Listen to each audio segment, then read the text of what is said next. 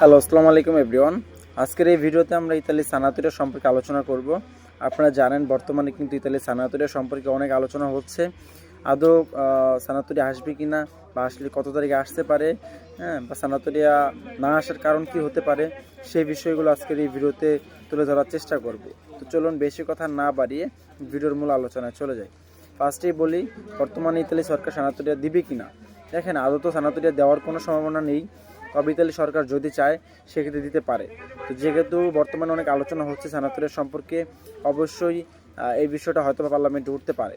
তো সেক্ষেত্রে বিরোধী দল যদি সানাতোরিয়া সম্পর্কে ইতালিয়ান গভর্নমেন্টকে বা বর্তমান প্রধানমন্ত্রীকে চাপ দেয় সানাতোরিয়া ঘোষণা করতে হবে, সেক্ষেত্রে সরকার চাইলে সানাতোরিয়া ঘোষণা করতে পারে।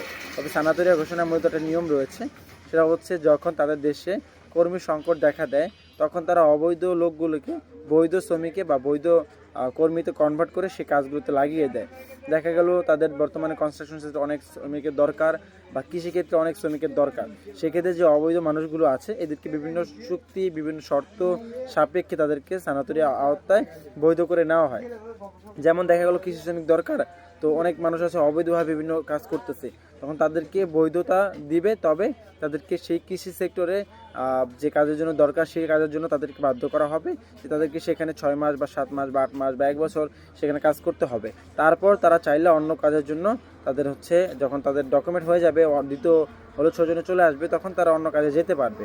তো মূলত তখন তাদের দেশে যে শ্রমিক সংকটটা ঘাটতিটা প্রয়োজন হবে সেই ঘাটতিটা পূরণ করার জন্য অবৈধ শ্রমিককে বৈধ শ্রমিকে কনভার্ট করবে। এখন দেখা যাচ্ছে ইতালিতে বিভিন্ন শ্রমিক সংকট রয়েছে। তবে সেই শ্রমিক সংকট মেটানোর জন্য ইতালিয়ান গভর্নমেন্ট কী করতেছে, তারা বিভিন্ন দেশ থেকে বিভিন্ন কর্মী নিচ্ছে বিভিন্ন সেক্টরের জন্য।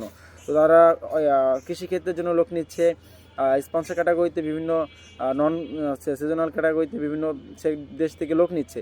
তো তারা যেহেতু বর্তমানে বিভিন্ন সেক্টর থেকে লোক নিচ্ছে, তাহলে তারা কেন সেই অবৈধ লোকগুলোকে বৈধ শ্রমিকে কনভার্ট করবে?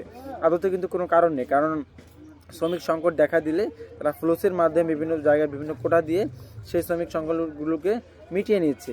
তারপরেও যদি ইতালিয়ান গভর্নমেন্ট চায় যে অবৈধ লোকগুলোকে তারা বৈধ করে দিবে বা বৈধ শ্রমিকে কনভার্ট করে নেবে, সেক্ষেত্রে চাইলে তারা সেটা করতে পারে। তবে বর্তমানে আদতে কোনো আহামরি কারণ নেই। আর ইতালির যে মেলোনি সরকার কিন্তু একদম কঠোর ডানপন্থী। তিনি কিন্তু কখনোই চায় না যে অবৈধ লোকগুলোকে বৈধ করে নিতে। তিনি যদি অবৈধ লোকগুলোকে বৈধ করে নেয়, সেক্ষেত্রে পরবর্তীতে আবারও বিভিন্ন দেশ থেকে অবৈধ শ্রমিকগুলো ইতালিতে আসবে এরকম সানাতোরিয়ার মাধ্যমে বৈধ হওয়ার আশায়। তো যেহেতু এই সানাতোরিয়া ছাড়লে মানুষগুলো অবৈধভাবে আসবে এবং বৈধ হওয়ার একটা সুযোগ পাবে, সেজন্য কিন্তু তিনি কখনোই এই লোকগুলোকে সানাতোরিয়ার মাধ্যমে বৈধ করতে চাচ্ছে না। এবং বিগত প্রায় 6-7 বছর চলে গেছে, তিনি কিন্তু কাউকে এখনও পর্যন্ত সানাতোরিয়ার মাধ্যমে বৈধ করেনি। যার কারণে অনেকেই বৈধ হওয়ার জন্য বিভিন্ন দেশে চলে গেছে। অনেকেই পর্তুগালে গিয়ে বৈধ হয়েছে, অনেকে স্পেনে গিয়ে বৈধ হয়েছে, এবং এখনও পর্যন্ত কন্টিনিউয়াসলি অনেকেই চলে যাচ্ছে।